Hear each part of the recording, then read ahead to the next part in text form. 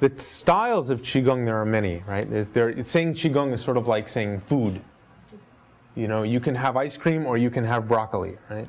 They're both great, but they're going to do something different, right? So the most popular style of Qigong that you see out there today, right, is Tai Chi. And you see people sort of moving in the park, and they say, wow, that's really interesting. It's beautiful, right? The movements flow. It's really relaxing. It's sometimes called moving meditation. That's a martial style of Qigong. If taken to its martial conclusions, as you sort of practice the form and then you practice some of the pushing hand techniques, that Qi is going to begin to condense in the joints.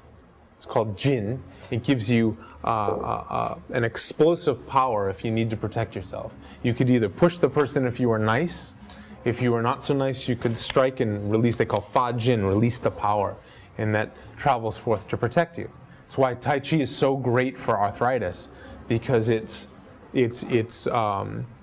principles are to condense the energy in the joints. And so it will both protect the joints and also help them heal if they're injured.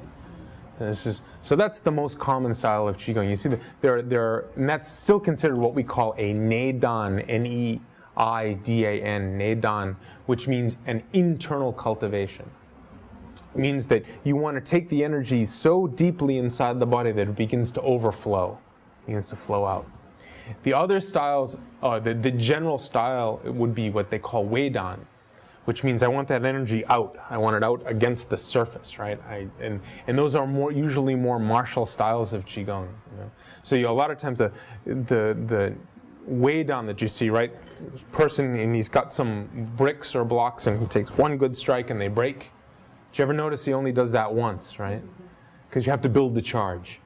You do it the second time, the bricks stay fine, the hand goes, right? You have to build the charge and release it. And so this, you know, which is really absurd because you never get attacked by bricks. I mean, it's a good show, right? It makes you fun at parties. But the problem with Weidan is that if one does exclusively the external cultivation, you actually take from the organs and you bring it to the structure of the body. And the organs actually begin to break down over time. And so people would say, well, why would you do that? Well, you would do it if you were a member of the warrior class, right? You probably weren't going to see 30 years old anyway. So it was sort of worth it, you know, to sort of prove your worth. It doesn't come up often now, you know, like I can't remember the last Mongol invasion I had to participate in, right? It's not really that necessary. But for those people who did survive, that's really, you know, the internal cultivations, you know, like the Tai Chis, the Xingyi, the Bagua. Although Aikido is a sort of modern interpretation of that, the principles are still the same. That you want to bring, you're like, wow, I don't have any organs left. And I still need to keep myself safe. It's still a dangerous world out there. And so we want to bring the energy deep inside so that it then can flow outward. It takes a little bit longer, but it's worth it.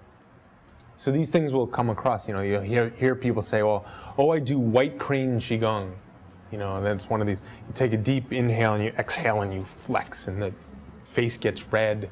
Veins come out along here. And it's impressive. You know, people can do this. They're very, very strong. But they have an internal and an external. If you're going to do one, you ought to do the other. And I'm just sort of putting this out there because in your studies you may come across, oh, okay, I'm interested. Here's this person, they're doing this. Boy, that was a lot of hard physical work. Remember to cultivate the inside afterwards, okay? You don't want to rob your organs, right? So they talk about the different systems. And in general, in China, there's Confucian Qigong, right? Which is a style of Qigong to improve your memory. That was really, really popular. And the reason they called it Confucian Qigong was Confucius said, well, the best thing you could be is a public official. And they would have these massive exams that would take like a month to complete. And you had to have all this stuff from memory. And so they developed the Qigong to allow you to remember these things. You know? And then they talk about the Buddhist systems of Qigong. And the Buddhist systems of Qigong was to relax the mind and the nervous system so much that you begin to reach these transcendent states. I mean, the Buddhists don't own it, right? But they just sort of call it Buddhist Qigong, right? And so this was the more, what do we want to say, meditative styles of Qigong. Like how do we sort of leave ourselves and reach those transcendent states and sort of discover that divine principle inside the body. The martial we talked about, and the Taoist Qigongs really had to do with harmonizing with everything that happens to be alive. And so the Taoist Qigong would be like, well, okay, it's windy today. Can I feel and communicate with the Qi of the wind? Can I communicate with sunlight? Can I look at a plant or an animal and feel its essence and see how we resonate with each other? And they say it's very rare for a Taoist to get attacked by a wild animal. Because the wild animal looks and he sees the Taoist and he only sees himself. He wouldn't attack himself. Because they have such resonance with everything that's alive. And out of these Taoist traditions, a lot of the medicinal Qigongs came to be. The way we say, when people say, well, it's medical Qigong, the reason we call it medical Qigong is it helps us heal and helps us to help other people. But most of these principles were an outgrowth of the Taoist and the Buddhist systems combined.